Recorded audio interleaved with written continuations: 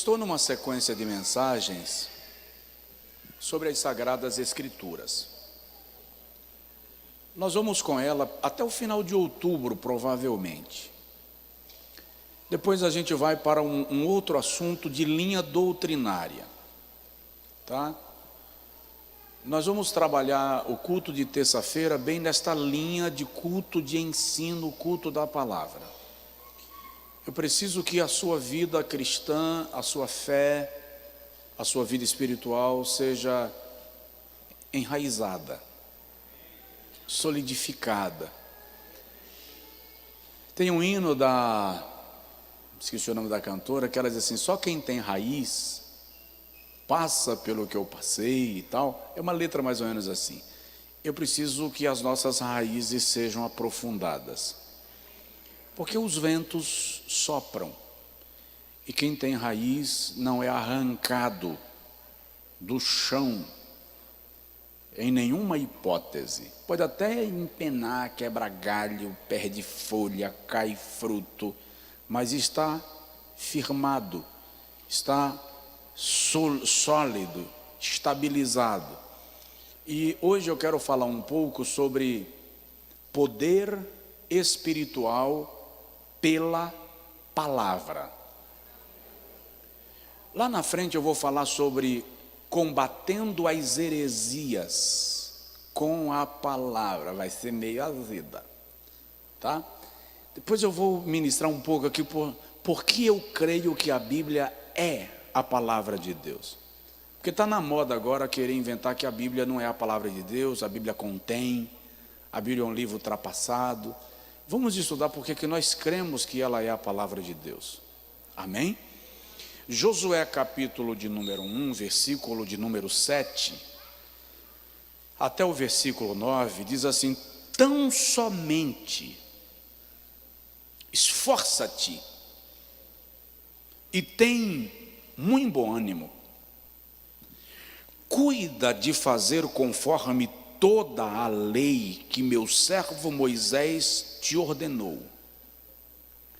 Não te desvies dela, nem para a direita, nem para a esquerda, a fim de que sejas bem-sucedido por onde quer que andares. Não se aparte da tua boca o livro desta lei.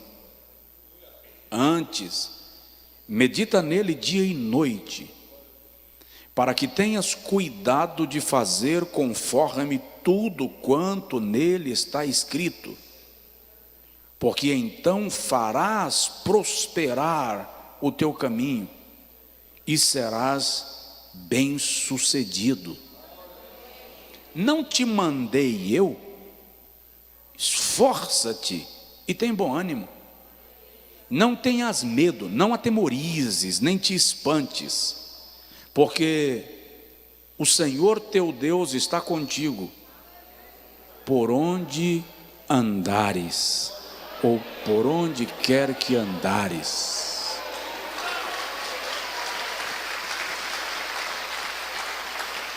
Coloca assim a mão no peito e diga comigo: Senhor, fala comigo. Amém. Pode sentar. Irmão, percebeu que todas as promessas de Deus a Josué estão asseguradas no fato de ele andar segundo toda a palavra que o Senhor ordenou? Medita, não te desvies, nem para a direita, nem para a esquerda. Faze conforme, olha o versículo 7, faze conforme, não te desvie nem para a direita nem para a esquerda, não se aparte da tua boca o livro desta lei, faze conforme tudo quanto nele está escrito. Todo o segredo da liderança de Josué na sucessão de Moisés está em fazer conforme tudo quanto está escrito.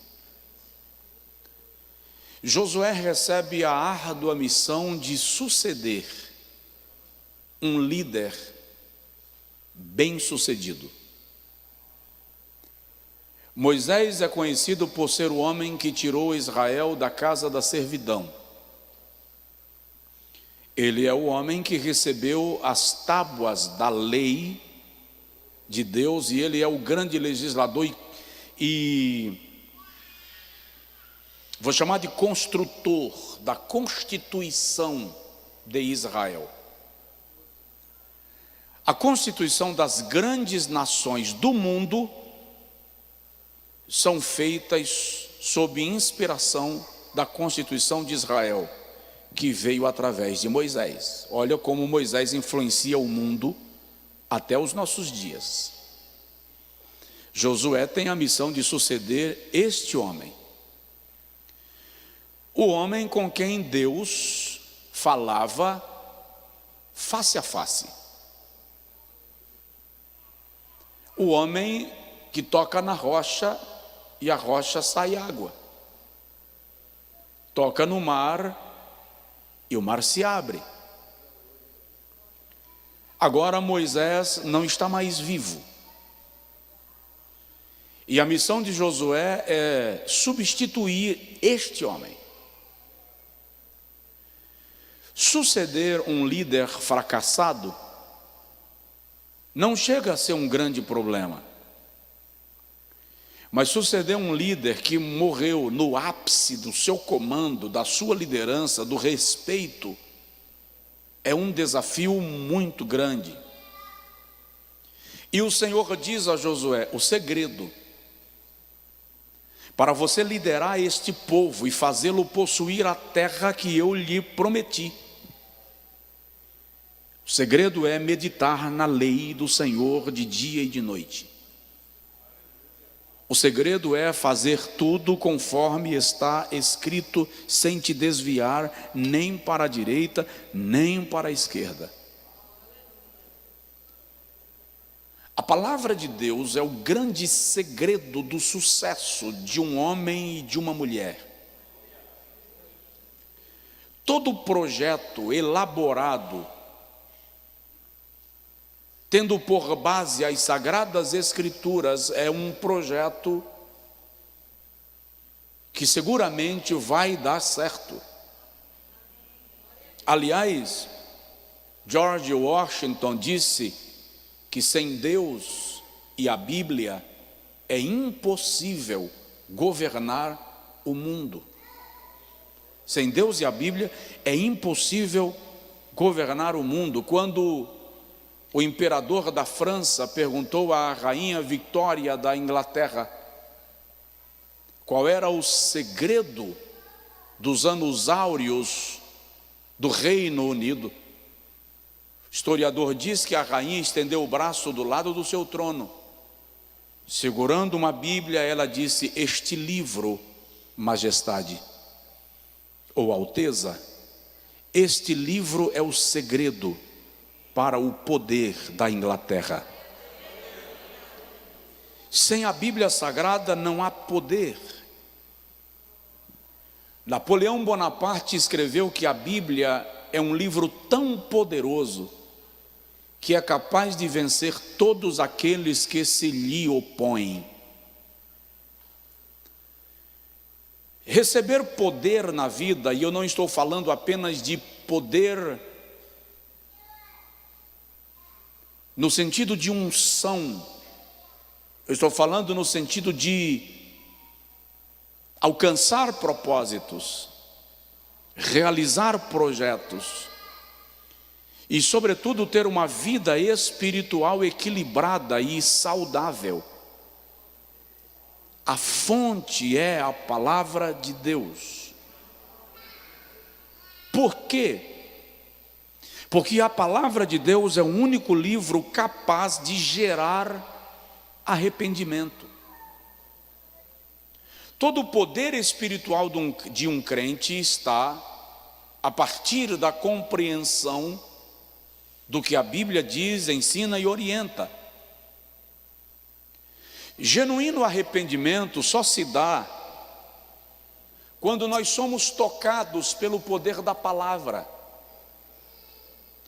Quando Josias assumiu o governo de Judá, e isso se registra lá no capítulo 34, do segundo livro das Crônicas, a primeira coisa que Josias fez foi mandar reparar o santuário, restaurar o santuário, limpar a casa que estava abandonada, abriu as portas do templo, diz o texto, restaurou o sacerdócio, reposicionou os levitas, e Josias manda limpar o porão do templo.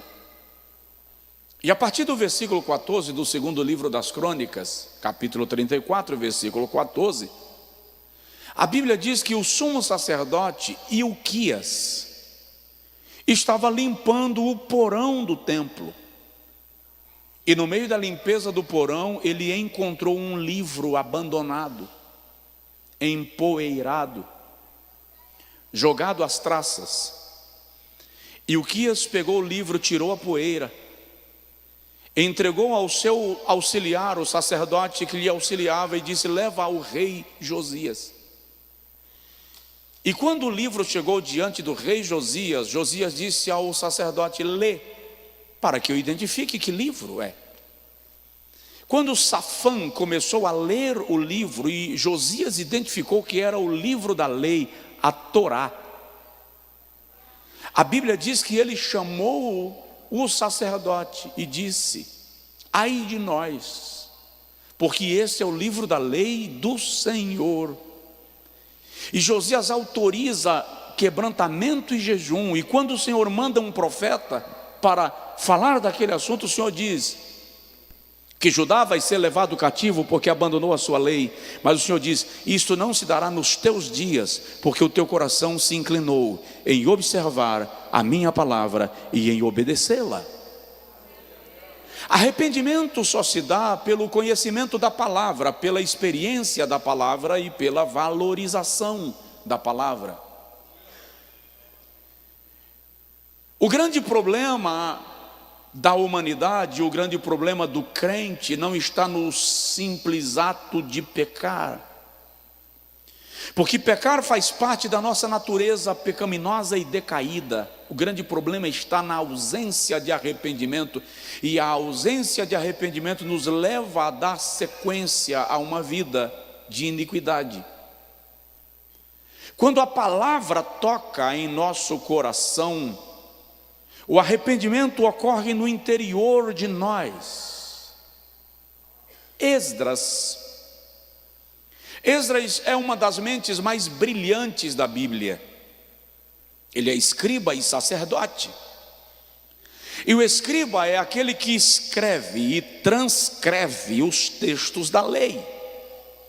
Preste atenção nisso. A lei mosaica é composta de 613 mandamentos. 248 são mandamentos positivos e 365 são mandamentos negativos. 248 era o número dos membros do corpo, segundo a medicina legal da época. 365 se refere aos dias do ano. Os mandamentos negativos eram uma referência àquilo que era obrigado a ser feito. Os positivos. E os negativos, aquilo que era terminantemente proibido de ser feito. Um sacerdote e escriba precisava conhecer os 613 mandamentos de cor, em ordem crescente, em ordem decrescente e aleatória. E ele precisava ter a capacidade de alguém chegar para ele e perguntar sobre o mandamento 481, e ele saber exatamente o que era, explicar e aplicar.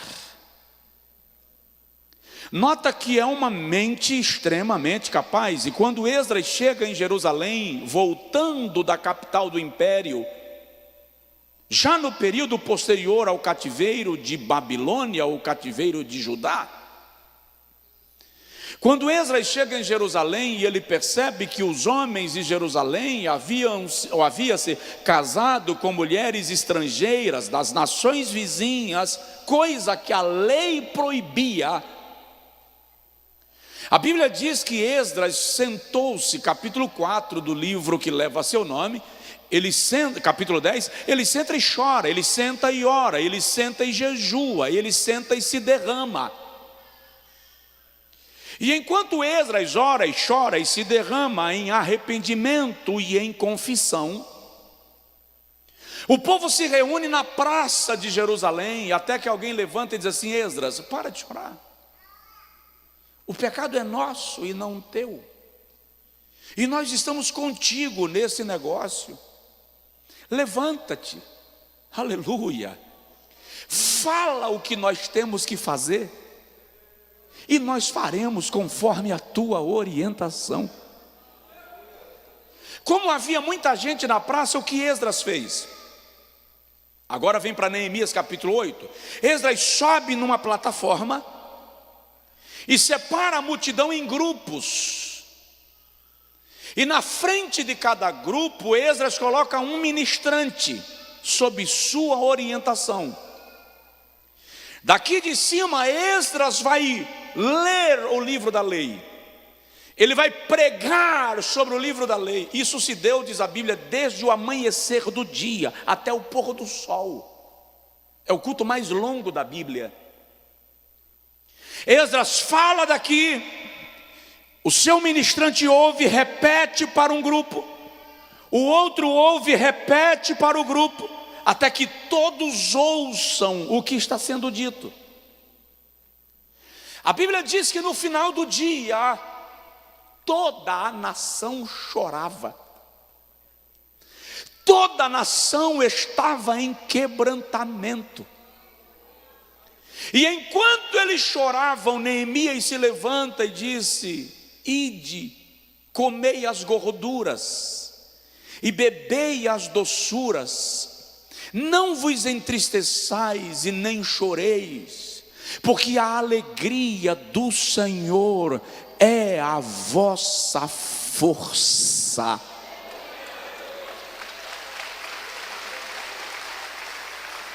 A palavra estava levando uma geração inteira ao arrependimento. A palavra estava levando uma nação inteira a uma experiência de conversão. No Evangelho segundo Lucas, capítulo 2, versículo 47, Jesus diz assim: preguem o arrependimento em meu nome. Ou, em meu nome preguem o arrependimento e a remissão dos pecados a todas as nações. Quando Pedro termina de pregar em Atos dos Apóstolos, capítulo 2, depois do grande derramamento do Espírito, que gera, ou o que nós chamamos de o dia de Pentecostes, e que estabelece a presença do Espírito Santo sobre a igreja, o povo ouve as palavras de Pedro e pergunta para Pedro: que faremos? Que faremos, pois? Qual é o próximo passo? Depois que você pregou, o que nós temos que fazer? Atos 2,37. Pedro diz no versículo 28, arrependei-vos, para que sejam apagados os vossos pecados, e venham os tempos do refrigério. Tempos de refrigério ali, a palavra grega que Pedro utiliza indica tempo de restauração, tempo de restituição. Ou seja, quando há arrependimento gerado pela palavra, vem o tempo da restauração, vem o tempo da restituição.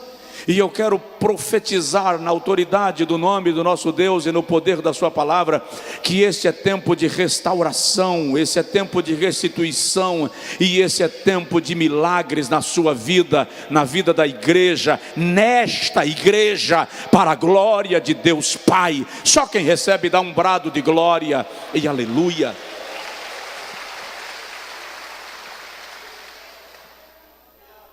Arrependimento é gerado pela palavra. Então, poder espiritual é gerado pela palavra. Segundo, nós precisamos entender que a palavra nos conduz à oração. Pastor, eu não sinto vontade de orar, pastor José. Lê a Bíblia. A Bíblia vai gerar na sua alma uma chama, um desejo intenso de oração. No livro do profeta Daniel, capítulo de número 9, versículo de número 1, 2 e 3, Daniel diz assim, olha: no primeiro ano de Dario, filho de Assuero, da linhagem dos Medos, o qual foi constituído rei sobre o reino dos caldeus, no primeiro ano do seu reinado, eu, Daniel, entendi pelos livros que o número de anos de que falara o Senhor ao profeta Jeremias, que haviam de durar as desolações de Jerusalém, era de 70 anos. Eu, pois, dirigi o meu rosto ao Senhor Deus, para o buscar com oração e súplica, com jejum e saco e cinza. O que leva Daniel à oração é o fato de ter compreendido, pela leitura da profecia, o tempo do cativeiro. Quando a palavra te revela o cenário da tua própria vida, você é compungido a orar, provocado a orar.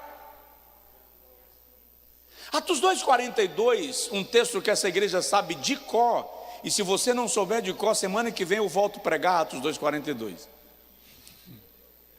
Atos 2,42 diz assim: e perseveravam na doutrina dos apóstolos, palavra, na comunhão, no partir do pão e nas orações.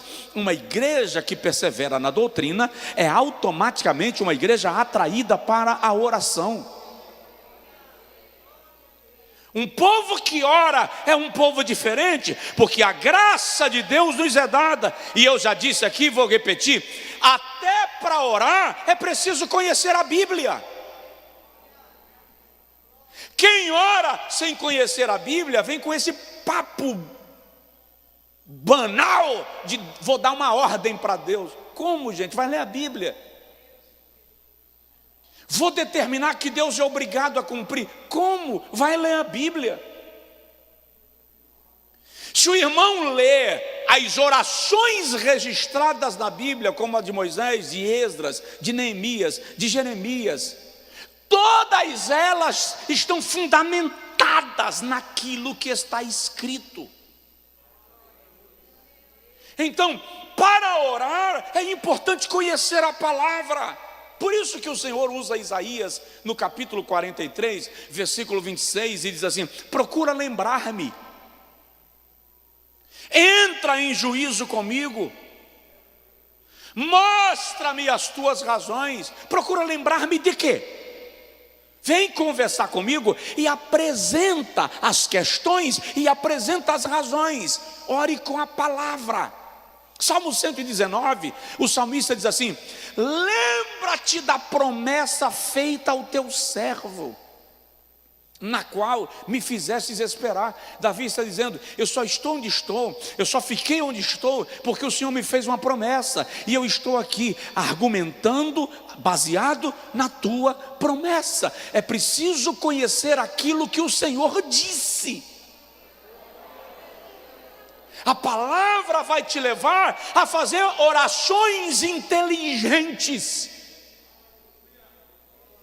porque oração requer inteligência, sabedoria. Tiago diz: pedis e não recebeis, porque pedis mal. João diz na primeira epístola, capítulo de número 5, versículo 14, que nós sabemos que tudo quanto pedirmos segundo a sua vontade, Ele o fará. Oração não é poção mágica, oração não é varinha de condão, não é abracadabra. Oração é a construção de um pensamento levado a Deus, baseado no seu pensamento. Por isso que Paulo diz aos Coríntios, na primeira carta, capítulo 14, versículo 14 e 15, que aquele que ora no Espírito, pelo Espírito ora bem.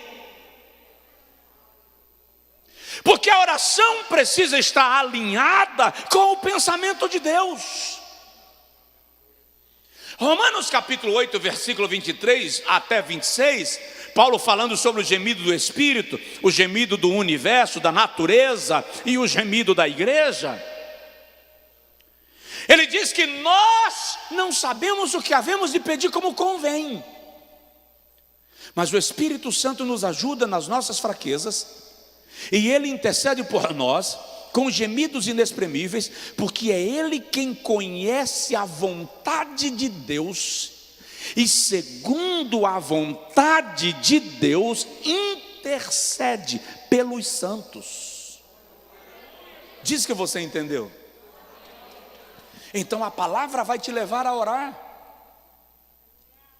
O poder espiritual é pela palavra.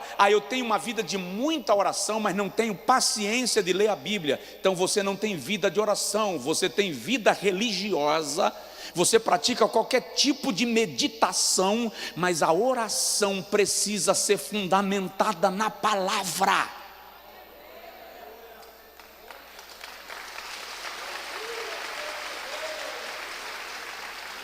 Terceiro, a palavra gera em nós fé. Você quer fé? Quer que a sua fé cresça? Palavra, Bíblia. Lucas capítulo 17, os discípulos conversam com Jesus. Eu gosto muito desse texto, porque eles dizem assim: Senhor, aumenta-nos a fé. O pedido é esse: Senhor, aumenta-nos a fé. Versículo 5 e versículo 6. Jesus poderia dizer: receba a fé. Tenha fé, a tua fé te salvou. Eu profetizo fé. Jesus não faz nada disso. Você quer que a fé aumente? Jesus começa dizendo assim: em verdade vos digo que se tiverdes fé do tamanho de um grão de mostarda, falareis ao monte, ele se virará de um lado para o outro lado. E vai ler o texto. Jesus começa a pregar para eles. Jesus começa a ministrar sobre eles ensinamento. Por que Jesus, em vez de orar para que eles tenham fé, por que Jesus, em vez de declarar fé sobre eles, prega, ensina? Porque lá em Atos, Romanos capítulo 10, versículo 17, Paulo diz assim: a fé vem pelo ouvir, e o ouvir a palavra de Deus.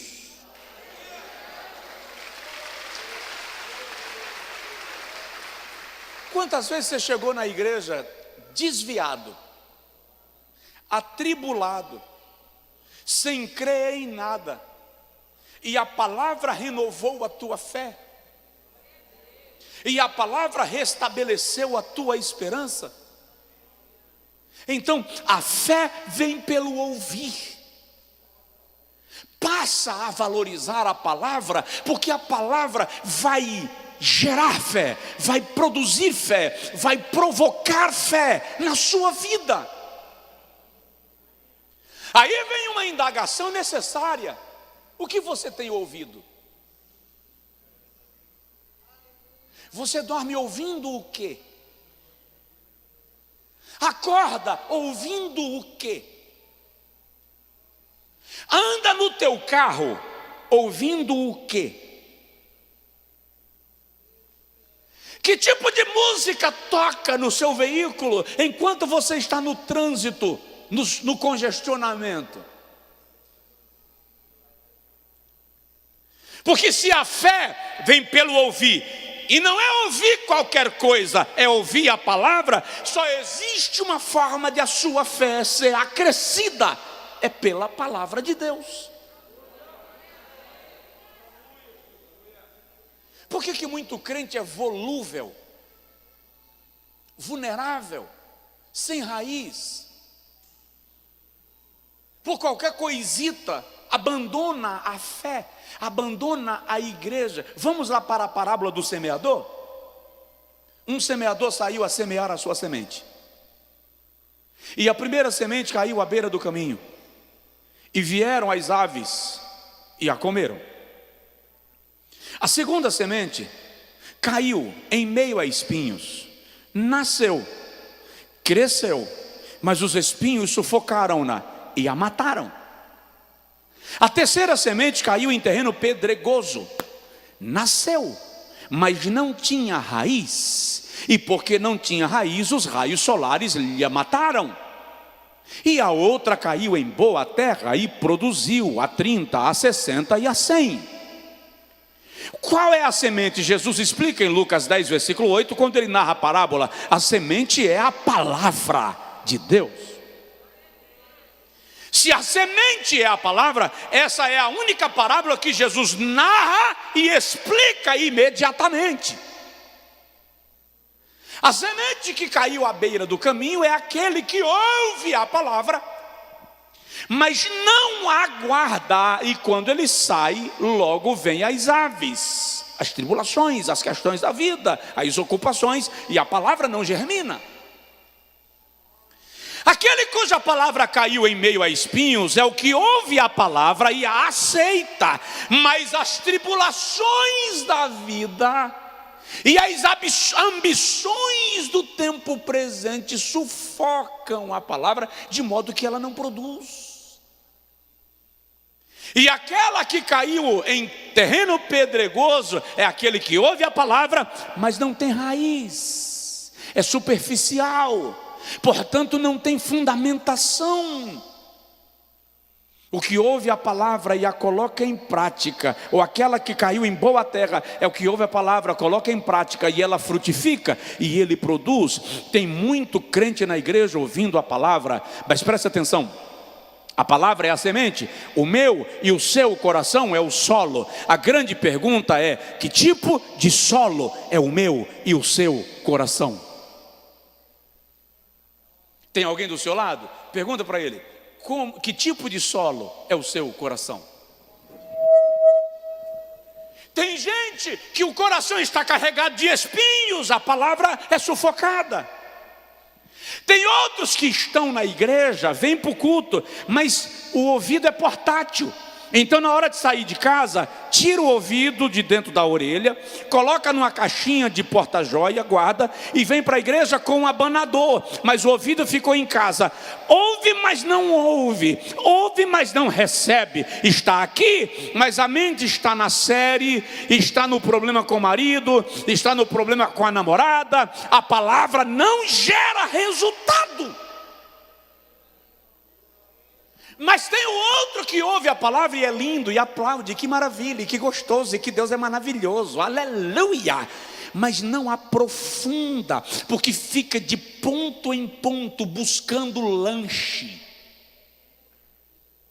Crente que vive de pipoca, que vive de pizza, que vive de coxinha, ei, mata a fome, mas não sustenta. Tira o apetite, mas não tem, como diz o mineiro, não tem sustância, não tem tutano, não te dá vida, não te sustenta. Aprende que púlpito é mesa, mesa é altar, aqui serve comida, então come nervo, come tutano, come comida sólida, porque isso vai te fortalecer para a viagem. A palavra gera fé, fortalece a fé, estimula a fé. Problema, eu disse esses dias numa grande igreja do Brasil, que fé para nós é a capacidade de gerar milagres. Para a igreja primitiva, fé era, antes de qualquer coisa, a capacidade de permanecer fiel, ainda que na perseguição. E isso só é gerado pela palavra. Diga amém. Diga comigo: Senhor, aumenta a minha fé. O Senhor vai te responder agora através do pregador: ouve a minha palavra, meu servo, que a tua fé cresce. Quarto,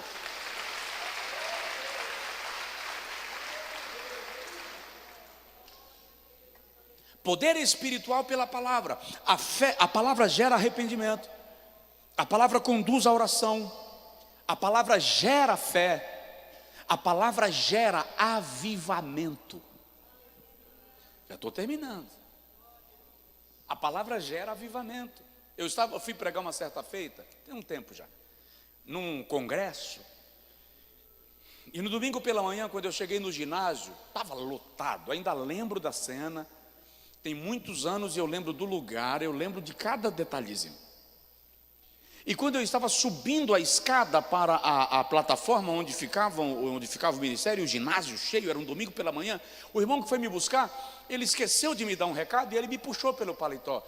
E cá entre nós, faz um favor para mim. Não puxa meu paletó, por favor. Esses dias o irmão querendo tirar foto comigo e eu atendendo outros com foto, ele puxou meu paletó. Quando ele puxou meu paletó, deixa meu paletó em paz, pai. Vamos lá. Ele puxou meu paletó, eu virei. Pois não. Eu esqueci. Esqueceu de quê? O pastor falou que hoje é manhã de avivamento. O senhor não precisa pregar uma mensagem cheia de Bíblia, não. Basta botar fogo na multidão. Irmão, literalmente, eu estava subindo a escada. Quando ele puxou o paletó que falou isso, eu respondi assim. Eu fiz assim: me explica como é que faz isso. Botar fogo sem palavra? Fogo de palha? Ei, eu ia para a roça dos meus avós todo final de semana. Sexta-feira, quando terminava a aula, eu já ia para a roça, porque eu ia catar mamona sexta tarde, sábado o dia inteiro, para domingo de manhã voltar para o Angico trazendo o que eu tivesse catado de mamona para vender no quilo e ajudar meu pai a comprar tutano para eu comer a semana toda. Agora presta atenção. Eu aprendi nesse cenário, lá na roça, quando eu ia acender o fogão a lenha, eu chegava lá perto do fogo e fazia assim, ó. Aí a cinza enchia minha boca, meu nariz, meus olhos. Era um caso. Minha avó chegava e dizia: não é assim não, menino, pelo amor de Deus. Ensino todo dia e não aprende. Aí ela reunia os tições, os pedaços de madeira, pegava um abanador feito de tampo, de palha de uricuri, palha de coqueiro. Se não achasse o abanador, a tampa do caldeirão serve. Aí ela fazia assim, ó, para tirar a cinza. Embaixo da cinza você via a brasa. Aí ela derramava umas gotinhas de azeite. Agora era só fazer assim, ó. Pegou. Eu e você precisamos entender que o fogo não é resultado das técnicas do pregador. E se o fogo acendeu por causa da habilidade do pregador em acender fogo, ele apaga assim que o culto termina. Porém, o fogo que é acendido pela palavra, você vai para casa e a brasa permanece viva na sua alma. O seu coração queima, independente de estar no templo.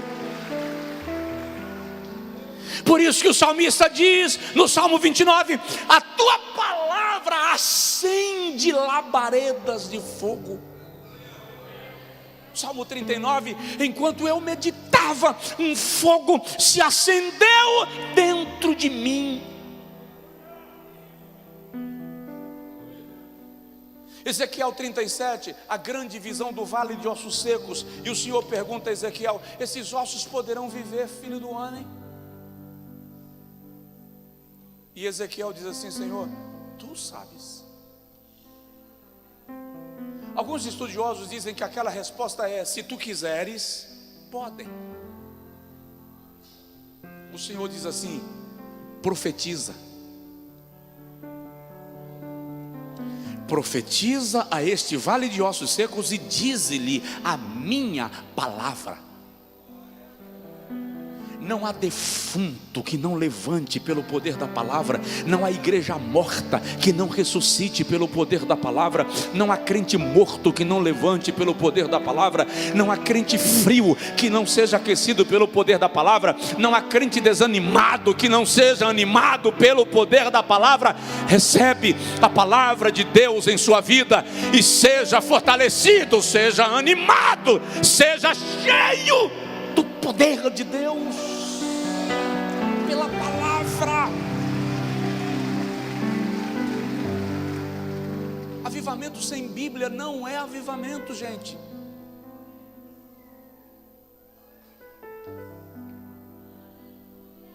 Aleluia.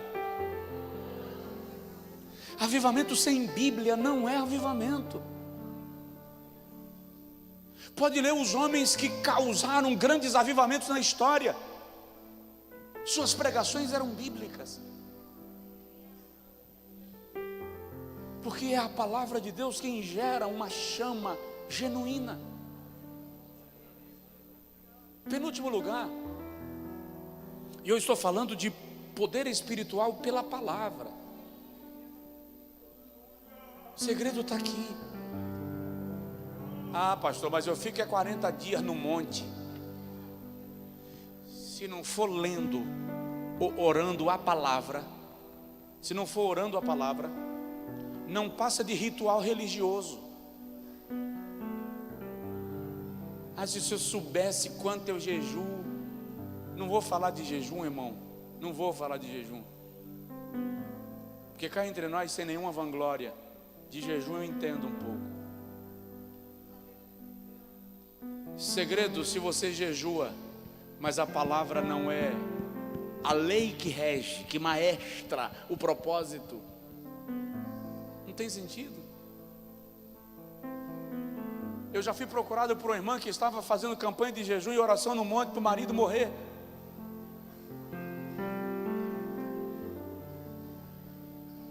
Tem alguma aqui? Levanta a mão.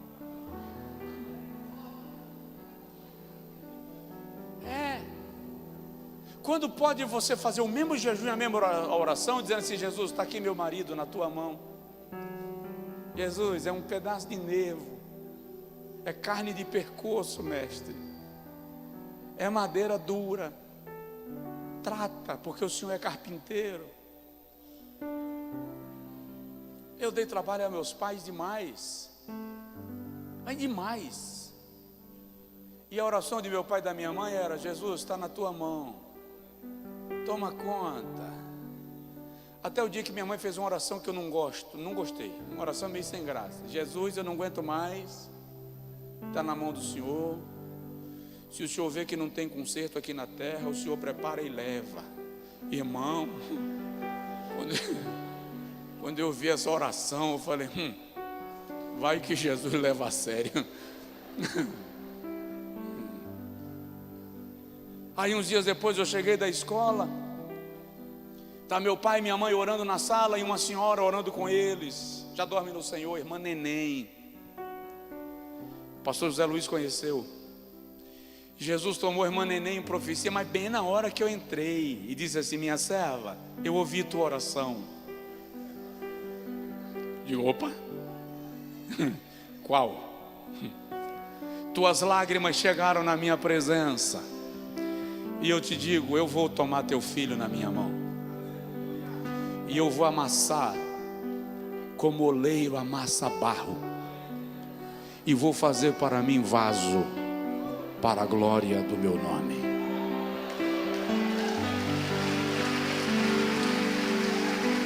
Aleluia.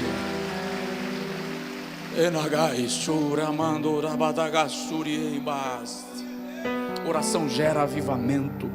Vou terminar. Oração gera avivamento. Coloca a mão assim no peito. E diga comigo: Senhor, aviva-me, incendeia o meu coração. Fica de pé, por favor. Eu ainda iria falar, mas deixo só aí para você raciocinar. A palavra gera autoridade. A palavra gera autoridade. Aleluia. Anagai sou, irmão, jure, mas sou miagas.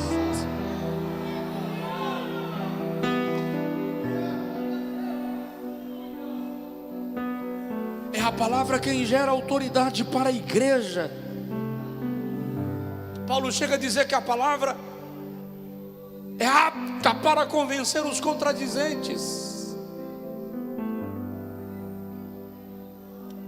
E a palavra gera prosperidade. Salmo 1: bem-aventurado o varão que não anda segundo o conselho dos ímpios, não se assenta na roda dos pecadores, nem se detém no caminho dos escarnecedores. Antes tem o seu prazer na lei do Senhor, e na sua lei medita de dia e de noite. Pois será como árvore plantada junto a ribeiros de águas, que dá o seu fruto na estação própria, cujas folhas não caem, e tudo quanto fizer prosperará. Seu crescimento é pela palavra de Deus. A sua expansão é pela palavra de Deus. A libertação da sua família é pelo poder da palavra de Deus. A salvação do seu marido é resultado do sacrifício de Jesus, revelado pela palavra de Deus. A vitória da sua família, a vitória da igreja, o segredo é a palavra de Deus. Aleluia. Ame a palavra. Não durma sem lê-la. Não acorde, não leia nenhuma outra notícia antes de ler a palavra de Deus. Acorde citando um salmo, o último versículo que você leu ontem, leia hoje ao acordar. Cite-o, verbalize, pronuncie. A fé vem pelo ouvir. O último versículo que você lê hoje para dormir, pronuncie em voz alta amanhã ao acordar.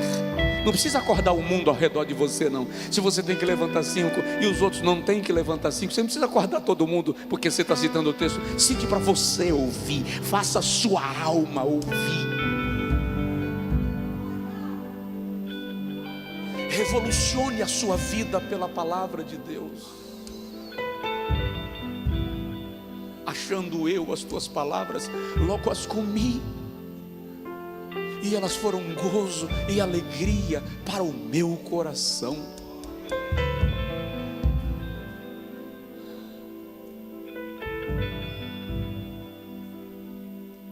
Ai de mim, ai de você, sem a palavra de Deus. Ai de mim nas minhas agruras, nos meus embates, nas minhas angústias, se eu não me refugiar nela, porque ela traz a palavra, ela traz a mensagem que a alma precisa para ser fortalecida. Espírito Santo, aplica esta palavra na vida da tua igreja, os que estão em casa. Não deixa ninguém sair agora da conexão, Senhor. Que todos sejam agora profundamente marcados pela tua palavra. Que a espada do Espírito traspasse o nosso coração e sejamos profundamente tocados